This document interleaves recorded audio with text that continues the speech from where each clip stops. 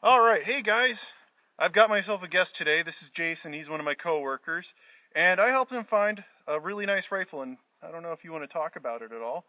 Well, I can say what I know about it. It's a Yugoslavian Mauser. It's 8mm shots. It's really nice for us finding it in a random town in Oregon there. So we're gonna see how it is to shoot it today. That's pretty much all I know about it. You remember how much it cost? It's $250.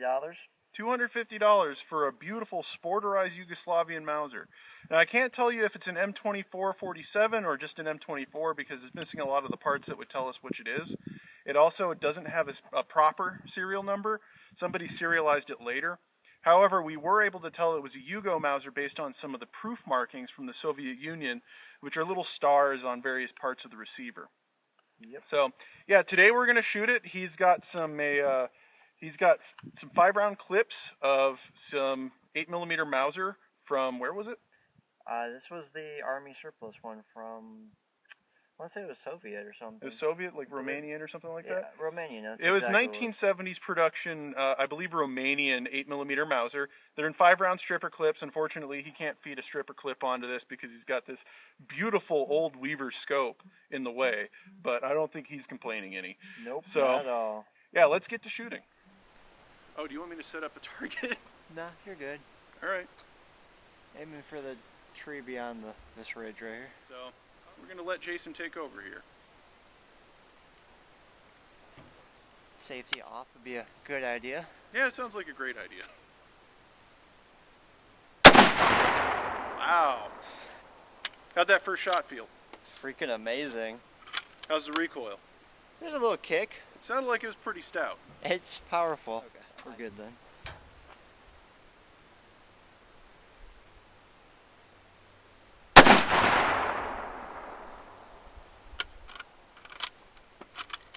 How's that recoil pad? Barely feeling anything. Really? Wow. It's pretty nice. Impressive.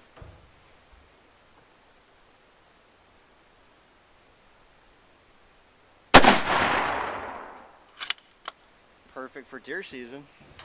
We'll see.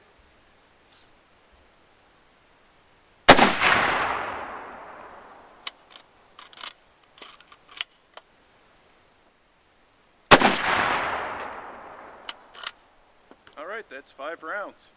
Now, from the hood of the truck, Jason, how'd you feel about that? That felt amazing. Yeah? Seemed like nice recoil, nice. Well, it stayed stable, so I have confidence it's going to be accurate. All right, so we're going to see how accurate this rifle is, and hopefully I can set up my camera and he's feeling accurate enough that he doesn't shoot it. But I'm pretty sure it'll be all right. So we'll see you guys in a bit.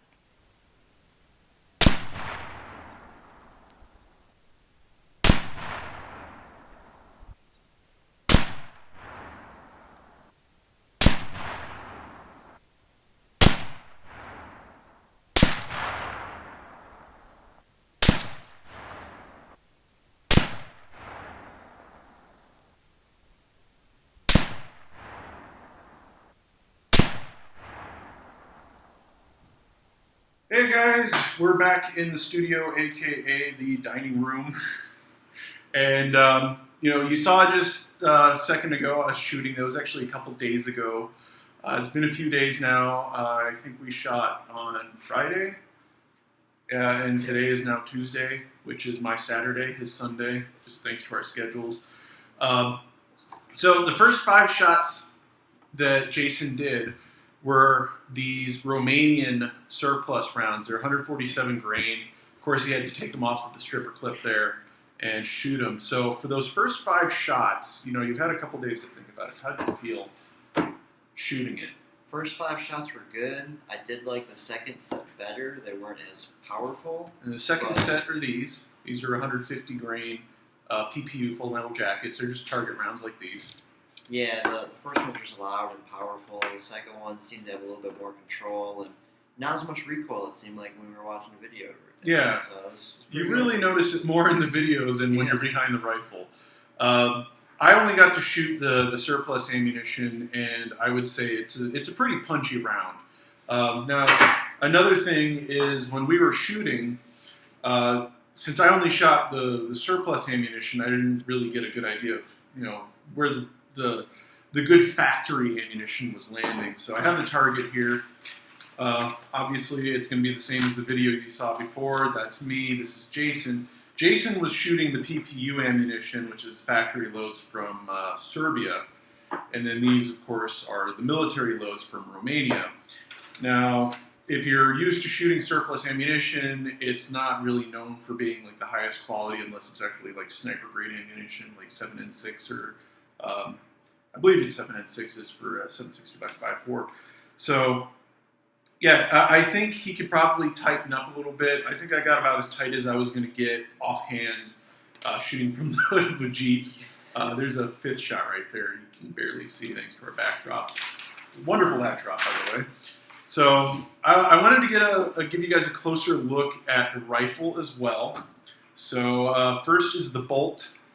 Now the bolt is all original. It's all from the original rifle. It looks like, for the most part, it's matching parts. Somebody came along and bent down the handle. If you know Yugo Mausers, they all have straight bolts. And this one has a bent down bolt, obviously, because it has a scope. I did notice, at least for me, running the bolt, you kind of had to be careful because this would run into the scope. It got in the way a couple times. And Yeah. It was not, it's smooth, but not as smooth as you'd be used to without that scope on there. Exactly. And so otherwise, it's basically a K98 bolt. There's really nothing different about it. It's this classic Mauser bolt that everybody's used to. However, whoever owned it previously did a really good job of doing some diamond brushing on the extractor and bolt body. So it actually looks really nice. It's a really attractive rifle. It's very clean when we got it, too. Yeah, it was kind of really shocking. clean. So it was really nice. And just to say, the rifling is sharp. It is really sharp. So if we go on, if you don't mind me grabbing your rifle here. Don't mind it. Okay.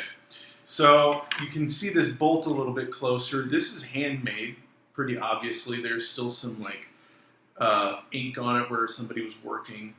There's some cracks in it, which isn't too bad. It seemed to tolerate being shot just fine. The cracks didn't widen or anything. It's really beautiful wood. It's beech wood, nice target stock. It's floated, which is very important for a hunting rifle. That basically means that the barrel is not touching the wood, so it can freely shake. There's even a shroud on the bolt, or on the barrel, I mean. And, you know, you don't typically see that.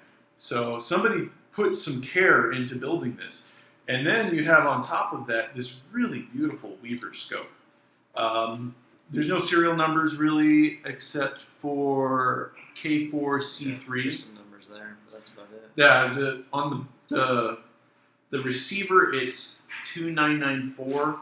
Those don't look like original numbers, though. It doesn't have any import marks, however, so it's probably pre-1964. It has a really nice rubber recoil pad. It's a little hard from age, but it seemed to work really well. It has a nice cheek rest on it. It's not too pronounced, so it's really comfortable to shoot. There's some cheek pads out there that are really crazy big, and you'll see when I do the Danish Craig, I have one that's not so attractive. And then even the cap. Like, you don't see that very often on handmade. So this is a really well put together rifle. And having paid for it $250 in Oregon, which, by the way, doesn't have sales tax, so it's $250 flat plus a $10 background check fee, which isn't bad when you're not paying taxes. So, No. yeah, and this scope is sharp. It's very clean. Somebody took really good care of this rifle, and, you know, you should be thankful for that. I am. 'Cause It's a very nice rifle and very clean and surprisingly not expensive at all when you find it at the right place. Yeah, and ammunition, like PPU tends to be pretty inexpensive ammunition, $17 a box. Surplus ammunition, of course, is still available from Yugoslavia, Romania. There's even some old Russian supplies of 8mm that they had 8mm rifles in their military, even though it wasn't their primary arm, so they produced ammunition. So you're always going to run into ammunition at least online for 8mm surplus or just inexpensive. So yeah, so that's it for this long episode of Penny Picture Firearms, but probably my highest quality. So here's Jason. Thank you for showing us this rifle. And I just want to remind you, a good gun doesn't have to cost a pretty penny.